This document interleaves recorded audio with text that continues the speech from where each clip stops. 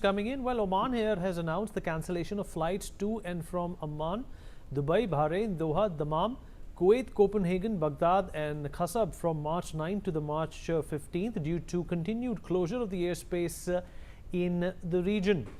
Let me also rope in Ambassador Sinhal into this conversation. Ambassador Sinhal, how are you looking at this conflict? Of course, these flights being cancelled, economy is suffering as a result of this conflict, is a byproduct of what's happening. But, the question on everybody's mind is, are there any backdoor negotiations or conversations that can still, somehow take us out of this conflict? Well, you have raised 2 or 3 points in your questions. One is how this war is shaping up. I think it's going towards a regional conflict, as I see it. The way Iran is acting, despite the fact that, the president of Iran apologized and sort of then later on backtracked. Because as I see that there is a conflict between moderates and hardliners in Iran, and which is very, very visible, the way these statements were made and then they were withdrawn. And then again, action of Iran. In fact, they intensified the action against their neighboring countries.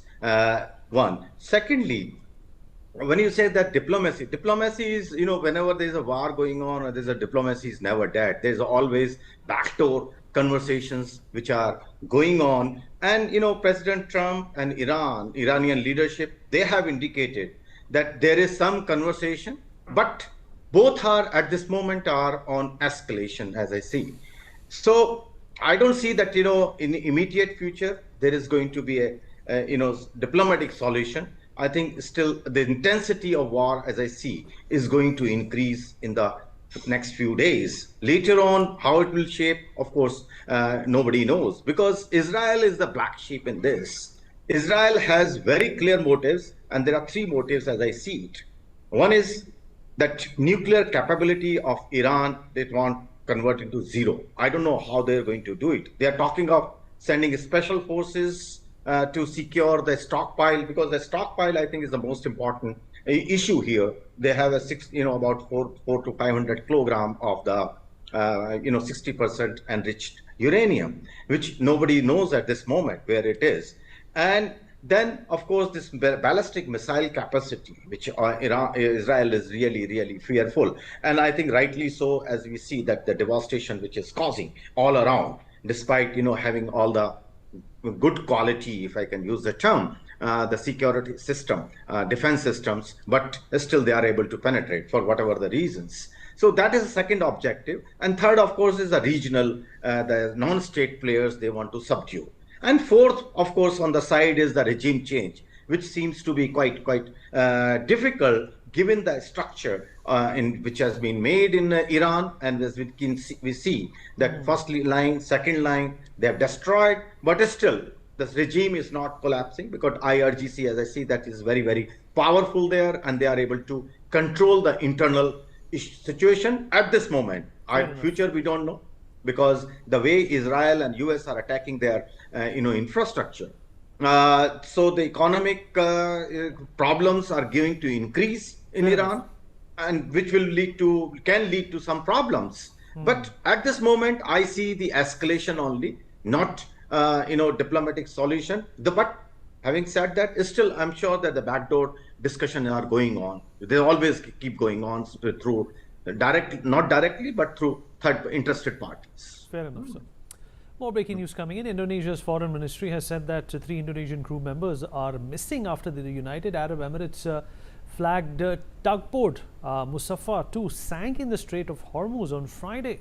In as per reports, 1 Indonesian survivor is currently receiving burn treatment at a hospital in the city of Qasab, Oman.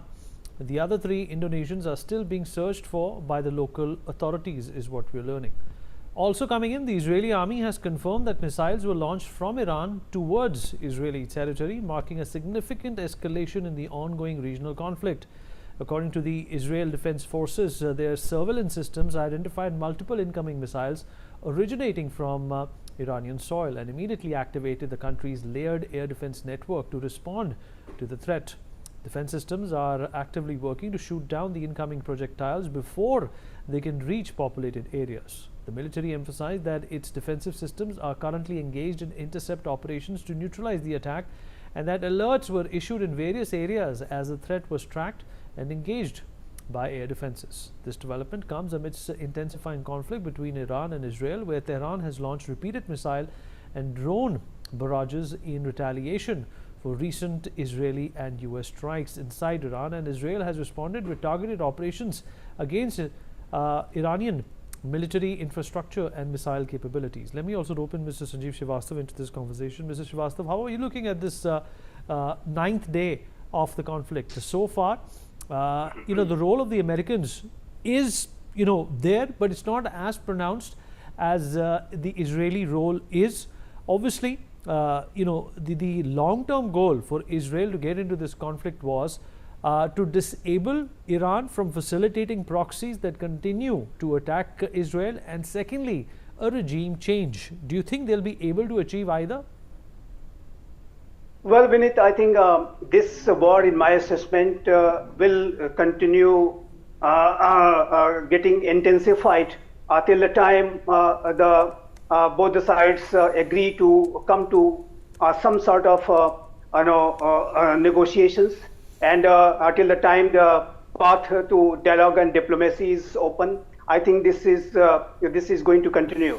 And because on the other side, there's no doubt that United States of America and Israel, they have achieved big successes from day one, and they have eliminated the top leadership of Iranian Islamic regime with their first strike itself. And after that, they are continuing their massive, unprecedented air campaign. And I think that kind of a campaign is going to continue till the time this Islamic regime's remaining firepower gets substantially weakened. I think United States of America and Israel, they are not going to relent. And we see every day the Secretary of War's and Pentagon briefings, how they are determined to continue striking on various facilities of Islamic regime, and IRGC in particular, because they are the one who are responding to it, retaliating to it. So I think this war is likely to continue for another few days. But I do not think that IRGC will be able to carry on with their retaliation campaign for long, because their firepower is getting depleted, missiles are getting depleted, replenishment is not possible in quick time. The way they are spending their firepower, that kind of replenishment is not possible. There is no backing, no support to the Iranian Islamic regime, and they have also angered the various neighbors of the Muslim world by attacking on them. And that kind of attack, that kind of a blunder, this IRGC is continuously doing, despite the fact that President Pezeshkian has offered apology, and he had just promised not to carry out this fan kidnapper attack. But still, if IRGC is doing, that shows the state of affairs inside the Iranian Islamic regime, that there are cracks.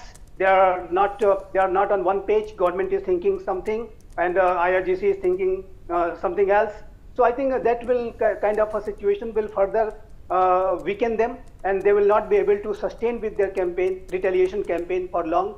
And ultimately, they will have to come to some sort of negotiation. But having said that, Vinit, I would say that if the remaining leadership of the Iranian Islamic regime wants to see their survival in future, in days ahead, then they will have to and they must urgently give serious considerations to opening the path of dialogue and diplomacy. Today is the day. There may not be tomorrow. The day after tomorrow, they may not get any chance